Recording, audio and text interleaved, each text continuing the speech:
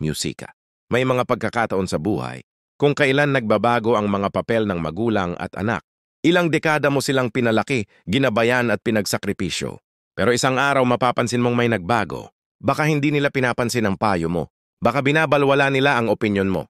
Baka minamaliit ka nila o masaahol pa pinaparamdam sao na ikaw ay pabigat. At masakit iyon. Kung ang mga anak mo ay nagsimulang tratuhin ka ng walang respetong nararapat sa'yo, maaaring makaramdam ka ng pagkabigo o kahit galit. Baka gusto mong ipaalala sa kanila ang lahat ng ginawa mo para sa kanila, ang mga taong inuna mo sila. Pero ito ang totoo. Ang galit ay hindi solusyon.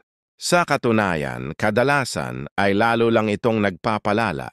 Sa halip, may mas epektibong paraan para maibalik ang respeto nila. Walang away, walang debate at walang hinanakit. Ngayon ibabahagi ko ang 6 na bagay na maaari mong gawin kapag hindi ka nirerespeto ng mga anak mo. Mga makapangyarihang pagbabago ito. Mga simpleng paraan sa pagtugon mo na kayang baguhin ng lubusan ng pananaw nila sa'yo. Baka magulat ka sa iba rito. Pero kung makikinig ka hanggang dulo, malalaman mo kung paano muling maging isang respetado at pinahahalagahang figure sa buhay nila. Okay, simulan na natin. Unang hakbang, itigil ang paghabol sa kanilang pag-apruwa. Isa sa pinakamalaking pagkakamali ng mga magulang, lalo na habang tumatanda ay ang sobrang pagpilit na mapisang mga anak. Baka napansin mo rin ito sa sarili mo. Sinisikap mong umayon sa kanila. Pinipilit ang oo kahit ayaw mo, inuuna ang pangangailangan nila kaysa sao. Sa pag-asang kung gagawin mo lang ang lahat, mas lalo kanilang a-appreciate. Pero ito ang masakit na katotohanan.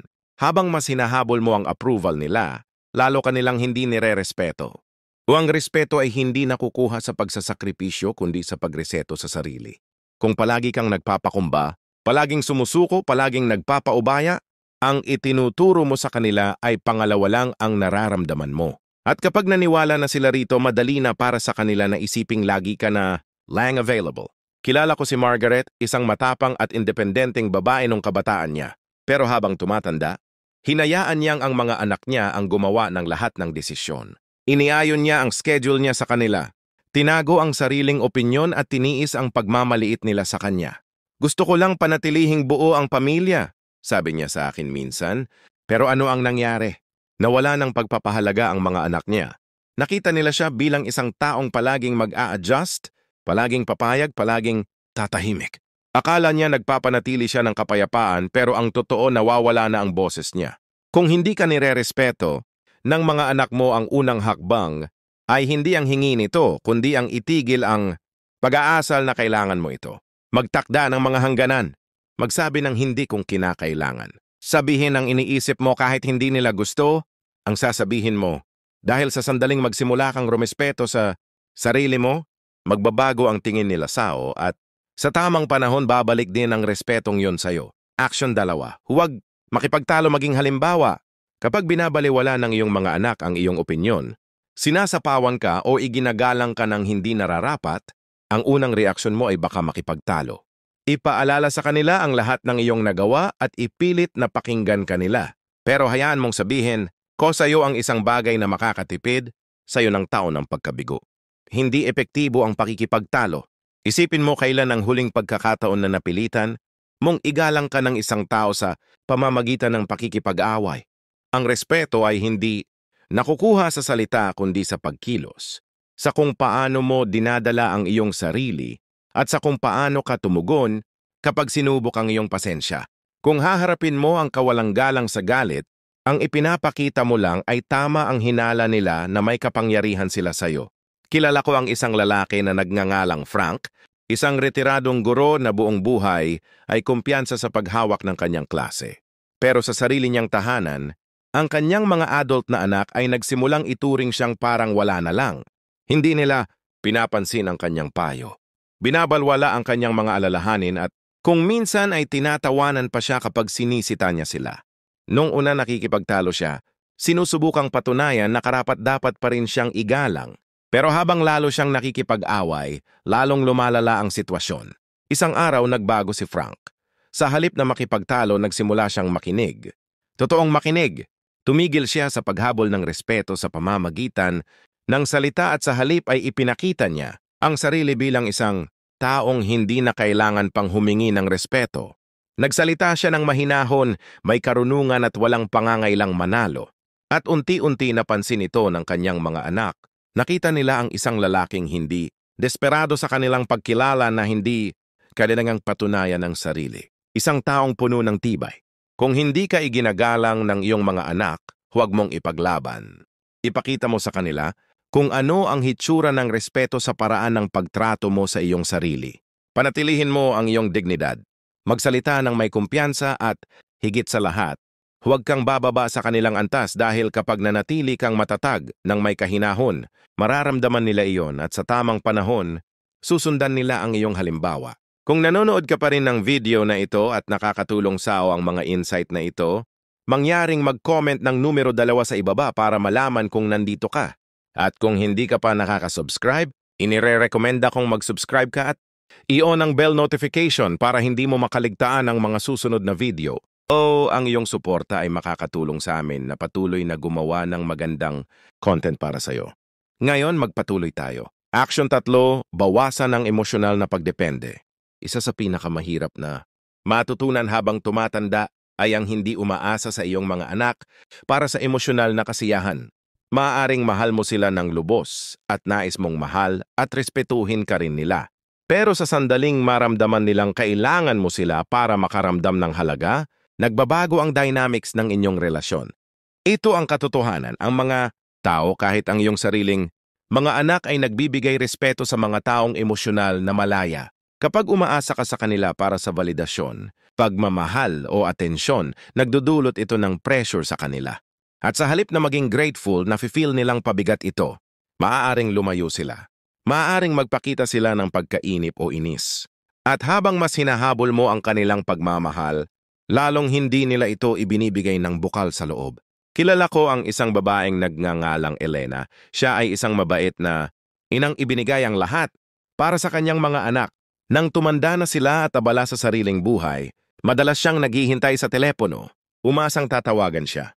Kapag hindi sila tumatawag, siya ang unang nagre-reach out at madalas sobra-sobra.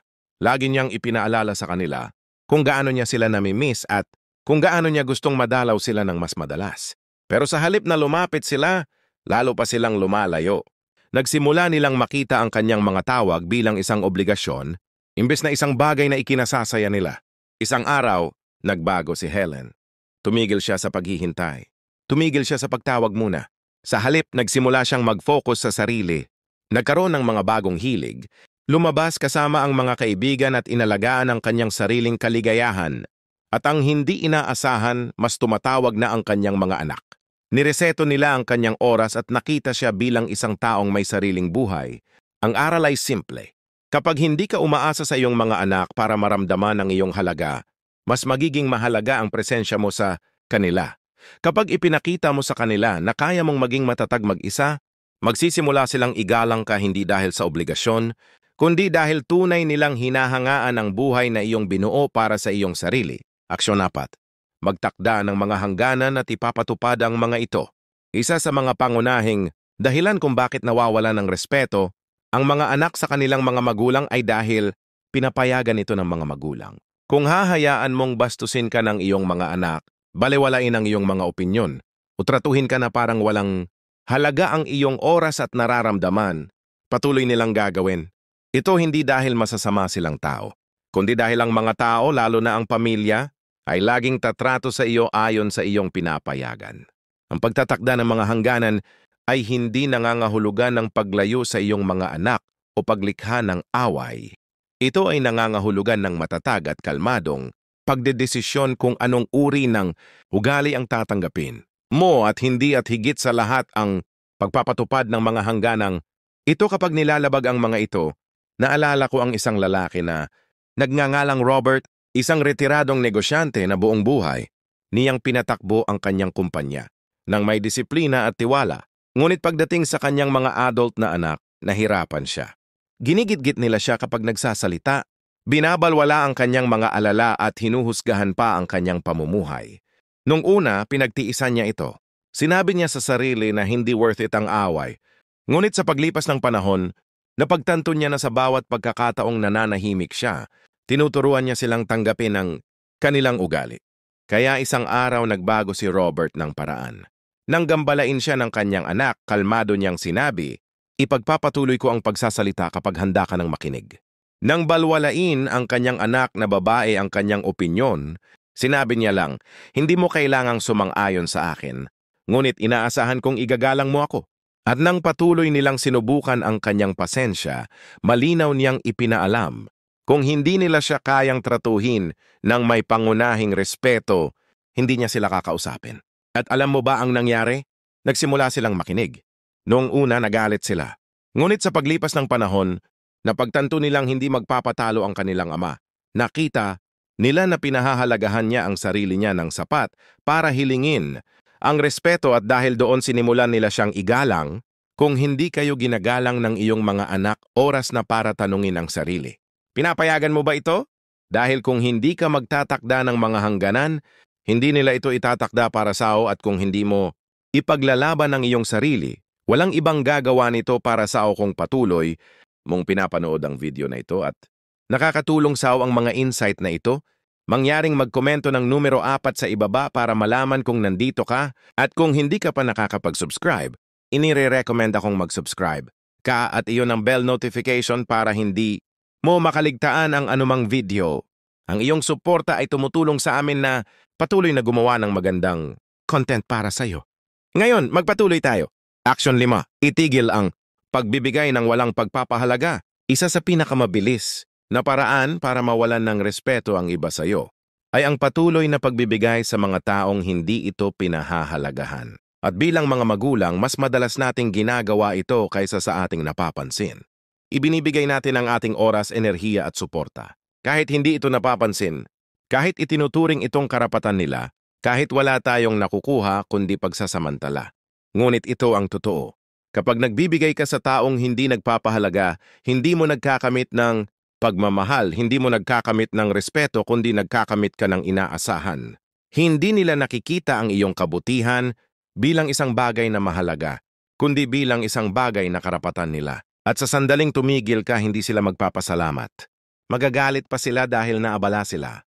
May kilala ako noon, isang ama na nagngangalang George na laging mapagbigay sa kanyang mga anak. Tinutulungan niya sila sa pinansyal kapag kailangan nila, iniiwan ng lahat para sa kanila at nag-a-adjust pa ng kanyang buhay para sa kanila. Ngunit sa halip na pasasalamat, puro reklamo ang natanggap niya. Hindi sila nagpapasalamat.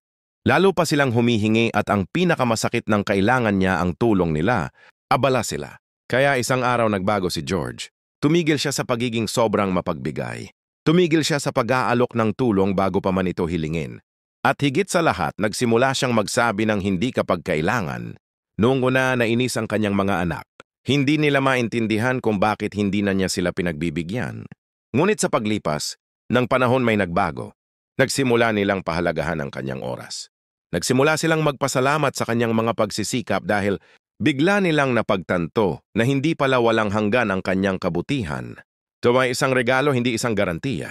Kung pakiramdam mo ay hindi pinahahalagahan ang iyong mga anak, ang iyong oras, pagsisikap o kabutihan, sandali kang huminto. Tanungin ang sarili, nagbibigay ka ba ng higit sa dapat? Kung oo, ano ang mangyayari kung titigil ka? Dahil kapag itinuro mo sa iba na ang iyong kabutihan ay nakadepende sa respeto, magsisimula silang tratuhin ito ng tama. Aksonanim, magtayo ng buhay sa labas ng kanila. Isa sa pinakamalakas na paraan upang maibalik ang respeto ng iyong mga anak ay ang ipakita sa kanila na ang iyong kaligayahan ay hindi umiikot lamang sa kanila. Bilang mga magulang, natural na ibuhos natin ang lahat sa ating mga anak. Gawin silang sentro ng ating buhay. Pero habang tayo ay tumatanda, nagbabago ang dinamikang ito. At kung ginawa mo silang prioridad sa buong buhay mo, maaaring magsimula silang makita ka bilang isang taong wala ng ibang pinagkakaabalahan. Iginagalang ng mga tao ang mga may sariling layunin, sariling interest at sariling kasiyahan. At kung makikita ng iyong mga anak na umaasa ka sa kanila para sa aliwan, pagpapatunay o kahulugan ng buhay, maaaring maramdaman nilang nakakasakal. Ito o mas malala, baka isipin nila na wala kang sariling buhay. Kilala ko ang isang babaeng nagngangalang Eleanor, isang balo sa kanyang huling bahagi ng 7. Pagkamatay ng kanyang asawa, ibinuhos niya ang lahat sa buhay ng kanyang mga anak. Palaging nagche-check-in, nagbibigay ng payo na hindi naman hinihingi at Inaasahang punan nila ang puwang na iniwan ng kanyang asawa. Pero sa halip na mapalapit sila, lalo silang lumayo. Bihira na silang dumalaw. Ang mga tawag nila ay naging mas maikli at mas lalong naramdaman ni Eleanor ang kalungkutan. Pagkatapos nagdesisyon siya, sumali siya sa book club. Naglakbay siya kasama ang mga kaibigan. Nag-volunteer siya sa isang community center. Itinigil niya ang paggawa sa kanyang mga anak bilang sentro ng kanyang mundo. At isang kahangahangang bagay ang nangyari. Mas madalas na siyang kinakamusta ng kanyang mga anak. Nagiging interesado sila sa kanyang mga ginagawa. Hinahangaan nila ang kanyang pagiging independyente. Iginagalang nila siya. Kung hindi ka iginagalang ng iyong mga anak, tanungin mo ang sarili mo. Nakikita ka ba nila bilang isang taong may buo at makabuluhang buhay? O nakikita ka ba nila bilang isang taong naghihintay lamang sa kanilang atensyon? Dahil kapag ipinakita mo sa kanila na ikaw ay nabubuhay, hindi lang umiiral, magbabago ang pananaw nila sa'yo. Kung nanonood ka pa rin ng video na ito at nakakatulong sa'yo ang mga insight na ito, mangyaring mag-comment ng numero 6 sa ibaba para malaman kung nandito ka. At kung hindi ka pa nakakapag-subscribe, inire-recommend akong mag-subscribe at i-on ang bell notification para hindi mo makaligtaan ng anumang video. Ang iyong suporta ay tumutulong sa amin na patuloy na makalikha ng magandang content para sa'yo. Pangwakas ng mga kaisipan, ang respeto ay hindi isang bagay na maaari mong ipagdemanda sa iyong mga anak. Ito ba pa hindi isang paday na iyong kinikilitaw sa pamamagitan ng iyong pagdadala ng sarili, sa pamamagitan ng iyong pagtatakda ng mga hangganan at sa pamamagitan ng iyong pamumuhay. Kung nagsimula na silang tratuhin ka ng may mas kaunting pag-aalala, konsiderasyon o respeto, huwag mong sayangin ang iyong enerhiya sa pagiging galit. Sa halip baguhin mo ang iyong diskarte. Huwag nang habulin ang kanilang pag-apruba dahil kapag mas kaunti ang iyong pangangailangan dito, mas ibibigay nila ito. Maging halimbawa dahil ang iyong dignidad ay mas malakas kaysa sa iyong mga salita.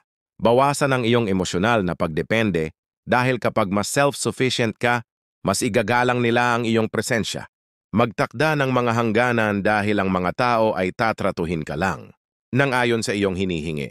Tumigil sa pagbibigay ng walang pagpapahalaga dahil kapag ang kabutihan ay itinuturing na lang na karapatan, nawawala ang halaga nito at pinakamahalaga magtayo ng buhay sa labas nila dahil iginagalang ng mga tao ang mga may sariling layunin, sariling ligaya at sariling kasiyahan. Kung gagawin mo ang mga bagay na ito, isang kahangahangang bagay ang mangyayari, magbabago ang pananaw ng iyong mga anak sa iyo, hindi bilang isang taong naghihintay sa kanilang atensyon, kundi bilang isang taong nagkakamit ng respeto sa simpleng pagiging totoo. At sa tamang panahon, babalik ang respetong iyon, hindi dahil hiniling mo ito, kundi dahil ikinamit mo ito. Salamat sa pagsama mo sa amin ngayon. Gusto naming marinig ang iyong mga saloobin. Mag-iwan ng komento sa ibaba at ibahagi ang isang bagay na iyong natutunan ngayon at kung paano mo ito gagamitin sa iyong buhay. Mahalaga sa amin ang iyong mga kaisipan, kaya huwag kang mahiyang magbahagi. Ang pagbabasa ng iyong mga komento ay nagbibigay sa amin ng malaking motibasyon at inspirasyon. Kung nagustuhan mo ang video na ito at nakatulong ito sa mangyaring i-like, mag-subscribe at i-share. Ang iyong suporta ay tumutulong sa amin na patuloy na makalikha ng magandang content para